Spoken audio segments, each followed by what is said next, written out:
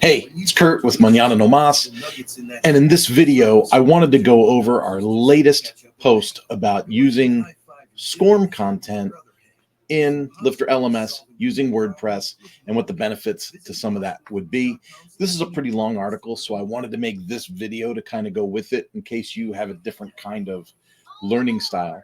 So first things first, if you are a company that has company, organization, school, university, whatever, and you've been using tools that are like based in Moodle or Bridge, Learn Upon, SumTotal, one of those, and you have all the SCORM content and you're like, okay, we're going broke. We can't keep paying a per user license fee, excessive hosting fees, maintenance fees for things that aren't being maintained. It just, at some point, it doesn't make sense. And so you're thinking, okay, we made this decision 15, 20 years ago, but we need now to take a look at moving this decision forward. What does a forward solution look like to run your SCORM content? Now, there's a lot of people in the WordPress space that think that maybe you should just remake that content, that you shouldn't depend on the SCORM. But as a former corporate business trainer, I know that's not a reasonable ask, because I know that you've made that investment or somebody's made that investment, and you don't want to be the one that pushes the delete button that makes, possibly millions of dollars worth of work and content go down the drain. So you want to have a way to reuse that SCORM content, even on a modern platform. And so I want to go through a little bit of what we're going to discuss, or what you're going to see in this blog post. First thing is save your money and reduce your tech headaches. If you're not already aware, WordPress does have learning management systems available in its plugin library. There's a couple that are very, very popular. I'm a big fan of Lifter LMS personally. I also have clients that use LearnDash. There's also like Tutor LMS and a couple of other ones out there that are well known. For the purpose of this post, I'm going to focus on Lifter LMS. It is my personal favorite. It does membership, student management, learning content membership. It does everything all in one. And it has a native payment gateway that allows me to manage sales. If you're selling courses, it allows me to manage the sales and the memberships and the access plans all in one platform, instead of having to stitch things together in a WordPress space. So if you're going from a SaaS or a custom website platform, to WordPress, I think this is the easiest way to do it, because you're not expected to be super technical and know how to stitch all these different tools together, integrate them, and make them work. In reality, you're going to use Lifter LMS with an additional tool called GrassBlade. GrassBlade is what allows your SCORM content to play in Lifter LMS. And so you're going to use Lifter, you're going to use GrassBlade, but then something really cool is going to happen. And you're going to realize that you've got flexibility now. Now, with WordPress, you've got ownership of the platform. It's open sourced. So you have ownership of the platform. You have ownership of all your user content. You're not paying a per student user license to use the platform, because you've self-hosted it and it's yours. But you also get flexibility and customization that you probably just did not have with whatever your provider was before. You want to change the homepage? Change the homepage. You want to change the look of your course page? Change the look of your course page. You have the ability now to style and design your learning environment so that it better supports your brand. A lot of corporate training is like a subdomain or some kind of link that's connected to the sales website or to the organization's website. So the organization's website or sales website has a branded look that fits the company and the company's message really well. And then when students come in and click for the learning, it opens up in this weird, sterile, like a little light box thing pops up with the learning content. Everything else is just kind of right? We think of that, old corporate trainer types. We're like, yeah, we're cutting edge. We're right on top of this, because it's SCORM. But in reality, you can take that same SCORM content and you can have it come up in a whole tab.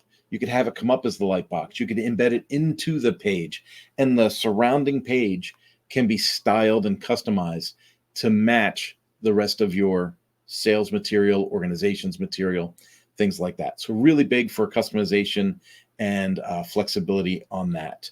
The user experience for people in WordPress is really simple. It's going to be like register, start the course, take the course, complete the course, get a certificate. Really easy. Menus are easy to navigate.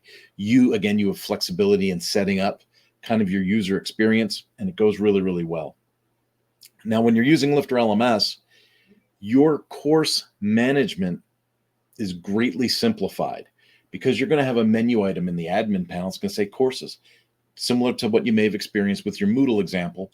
But when you go in there, you can edit the courses in the course builder. If it's SCORM material, you can upload, your latest updated SCORM material.